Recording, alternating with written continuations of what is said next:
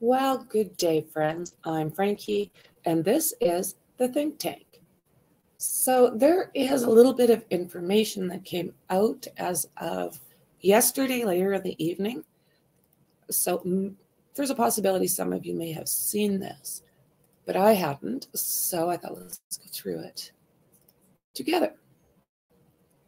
Okay, I'm going to start here. I think it's about midway.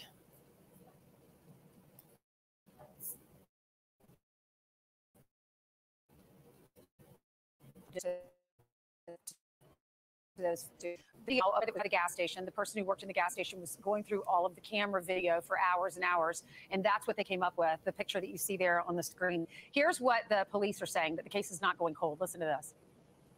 Investigation is not cold. We get tips every day that are viable. Those tips help us do everything from clear people who maybe there was some speculation about, to further some of the theories that we're working on. Eventually, we're going to narrow in on exactly what happened and who did it. See, how helpful is it to have that? I honestly believe that to be fact. I think they, as I've been saying, have a lot more information than we even have any idea of. That picture of the car.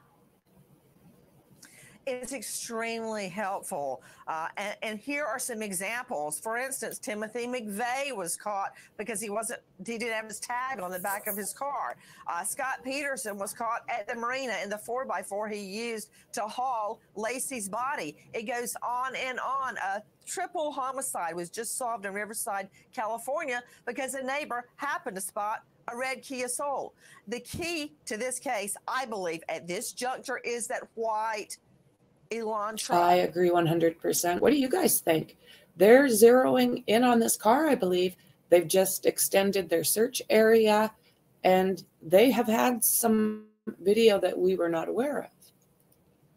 And it's amazing to me that it took a gas attendant to find the video. One last thing, we have spotted a cinder block up under one of the windows at the murder scene, and we're wondering if that had been used to look in the window or even get in. Yeah, if you look at the map, this gas station is fairly close to where the college students live. You're right. Should police be going to every business? Why haven't they done that already? Go to every business and... You see, people are just assuming that they have not done this. Check to see if they have any video, especially a gas station. Absolutely. It's 1.2 miles from the murder house, and it gives me the trajectory path of the car. And I believe they need to be looking along that path, because very often a perp will throw the weapon unwittingly out the window of the car to get it out of the car. That's very critical in this case. Mm-hmm. Yeah, you're right. They can trace that whole route back to the gas station and see if they can find a weapon. I wonder if that video was taken before or after the murder. I think it was at 3:45, but they said that they were murdered between 3 and 4. So we don't know that answer. So yes, there is that. And I do believe that has been a massive help for them, because now we know what to watch for and what to kind of zero in on. So it's saying that the owner of the property near the home where 4 University of Idaho students were unalived last month told Fox Digital that he did turn over surveillance video of a white car that had gone by around the time of the unalivings. Detectives have reached out to the landlord, who is Kane French Stitch, on November 14th, and asked for surveillance recorded on a camera perched on top of his 6-unit rental building on Linda Lane, which is 0.3 miles from the house. So he says he downloaded it and gave them access to absolutely everything from 2 a.m. until noon the next day, which was Sunday the 13th. So there's that camera. And they've had this since the 14th. So like I said, we can't say what they do and don't know. Just because they're not telling us anything does not mean they don't know anything. Police have not identified a suspect, but they are still wanting the public's help to track down the white Hyundai Elantra that was seen close to the crime scene around the time of these unalivings. So Franceschi's Correct. I'm sorry about that, guys. I'm massacring that name. His rental building and its camera sat on a hill facing Taylor Road, the main street that connects 1122 King Road to Highway 95. And it's a route that may have been taken while getting away. The cars that he seen, he described it as both white and light colored, and said it traveled west on Taylor Road sometime between 2:45 and 3:15 a.m., but he was only able to get a side view. So this is the building. I mean, we've seen pictures of this on a bunch of different maps from like Google Maps. We've had lots of pictures of this place from all sorts of creators. This picture is all over the place, and it is very, very close to where those kids were. So it's unclear if the white car is the same Hyundai Elantra that police are trying to track down. You had early interest in this white four-door sedan. It seems like maybe additional support evidence.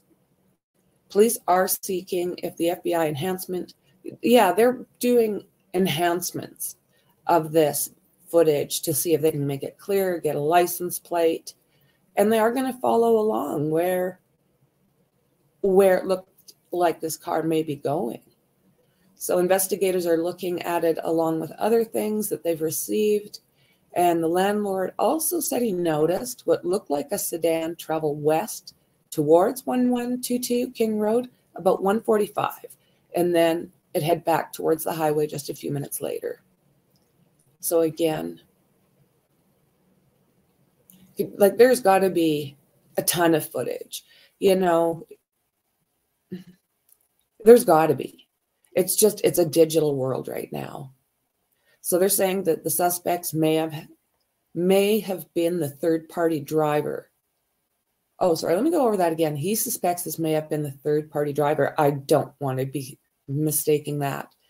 So what they're saying is basically he thinks that could have been the fellow or lady that dropped the girls off. So not a suspect. So he did decline to share the footage or screenshots of the vehicles.